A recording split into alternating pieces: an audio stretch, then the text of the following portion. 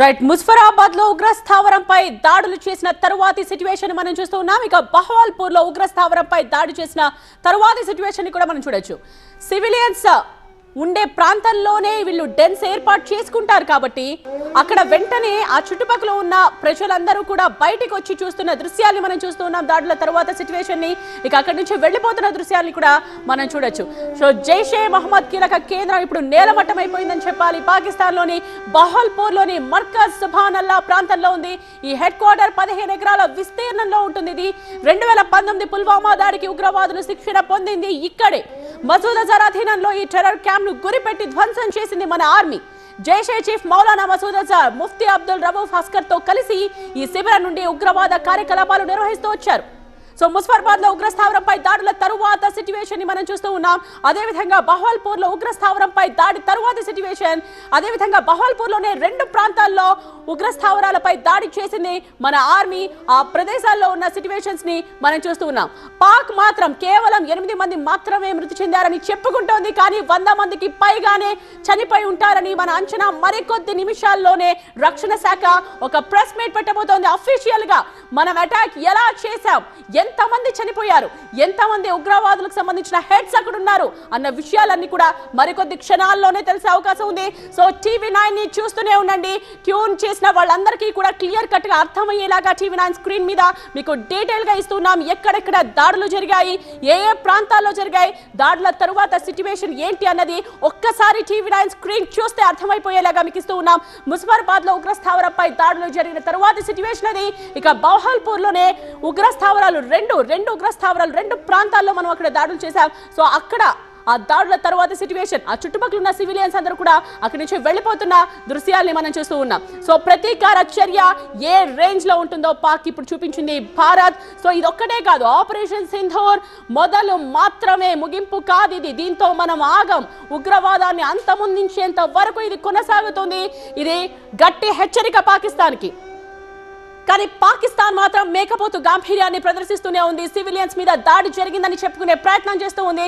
ముజఫరాబాద్ లో ఉగ్రస్థావరంపై దాడులతో పాటు మురిడ్కేలో కూడా దాడి తరువాత దృశ్యాన్ని మనం చూస్తూ ఉన్నాం. ఇటు బహవాల్పూర్ లో కూడా ఉగ్రస్థావరంపై దాడి జరిగిన తరువాత దృశ్యాలు కూడా మనం చూస్తూ ఉన్నాం. మొత్తం 9 చోట్ల అటాక్ చేసింది భారత సైన్యం. సో అటాక్ తర్వాత సిచ్యువేషన్ చూడొచ్చు. అర్ధరాత్రి ఈ అటాక్స్ జరిగే సరిగ్గా 1:28 అటాక్ జరిగింది. 1:51 ఆర్మీ నుండి ఒక అఫీషియల్ ట్వీట్ కూడా వచ్చింది. సో ఆపరేషన్ సింధూర్ సక్సెస్ అయింది అంటూ. దీని తరువాత పాకిస్తాన్ కవ్వింపు చర్యలకు మళ్లీ పాల్పడింది. సో LOC వెంబడ ఇష్టం వచ్చినట్టు కాల్పులకు తెగబడింది. అందులో 3 భారత పౌరులు మరణించినట్టుగా తెలుస్తోంది. మరికొందరికి గాయాలయ్యాయి. వాళ్ళని వెంటనే హాస్పిటల్ కి కూడా తరలించారు. సో పాక్ సైన్యం కాల్పుల్లో 8 మంది పౌరులు మృతి చెందినట్టుగా తెలుస్తోంది. భారత్ పాకిస్తాన్ సరిహద్దుల్లో తీవ్ర ఉద్రిక్త పరిస్థితి మనకు అక్కడ కనిపిస్తూ ఉంది. భారత్ చెక్ పోస్టులు లక్ష్యంగా పాక్ సైన్యం కాల్పులకు తెగబడుతోంది. పాకిస్తాన్ ఏ రకంగా కూడా భారత్ కు సరితూగదు. ఈ విషయం పాకిస్తాన్ కి తెలుసు. అయినా కూడా పాకిస్తాన్ ఇలాంటి చర్యలకు పాల్పడుతోంది. మరి ఏ దేశాలు కూడా డైరెక్ట్ గా పాకిస్తాన్ కు సపోర్ట్ చేసే అవకాశమే లేదు. మరి నెక్స్ట్ పాకిస్తాన్ ఏం చేయబోతోంది అన్నది మనం చూడాల్సిన అవసరం కనిపిస్తోంది. ఏం చేసినా మనం సిద్ధంగా ఉన్నాం. ఈ విషయాన్ని మనం పదే నిరూపిస్తూ వచ్చాం. అండ్ ఇప్పుడు కూడా పాకిస్తాన్ చేసే పనులకు మనం సిద్ధంగా ఉన్నాం. అండ్ ఇవాళ సివిలియన్స్ కోసం మాక్ డ్రిల్ నిర్వహించడానికి సిద్ధపడింది కేంద్రం. సో ప్రతి ఒక్కరు కూడా చాలా సిన్సియర్ గా మాక్ డ్రిల్స్ లో పాల్గొనాలని కోరుకుంటున్నారు. సో డెఫినెట్ గా ఇలాంటి అటాక్స్ జరిగినప్పుడు, లేకపోతే ఇలాంటి వార్ వచ్చే సందర్భం ఉన్నప్పుడు మనల్ని మనం ఎలా కాపాడుకోవాలి, మనతో పాటు మన పక్క వాళ్ళు, మన కుటుంబ సభ్యుల్ని మనం ఎలా రక్షించవచ్చో తెలుసుకునేందుకు మాత్రం డ్రిల్స్ లో మీరు పాల్గొనాల్సి ఉంటుంది. సిన్సియర్ గా, అది కూడా ఏదో అటెండ్ అయ్యామా అన్నది కాదు. ఏం జరుగుతోంది, ఏం చెయ్యాలి అన్నది మనం డీటెయిల్ గా తెలుసుకోవాలి. మనం పాకిస్తాన్ కి సంబంధించిన విజువల్స్ ని చూస్తున్నాం. యూరి ప్రతీకారం 10 రోజుల తరువాత జరిగింది. పుల్వామా ప్రతీకారం 12 రోజుల తరువాత జరిగింది. పహల్గాం ప్రతీకారం 15 రోజుల తరువాత జరిగింది. ప్రతీకార చర్య ఉంటుంది అని పాకిస్తాన్ కి తెలుసు. అందుకనే పాకిస్తాన్ అలర్ట్ గానే ఉంటూ వచ్చింది. కానీ మనం ఎలా అటాక్ చేస్తామో కనీసం ఊహకు కూడా అందలేదు పాకిస్తాన్ కి.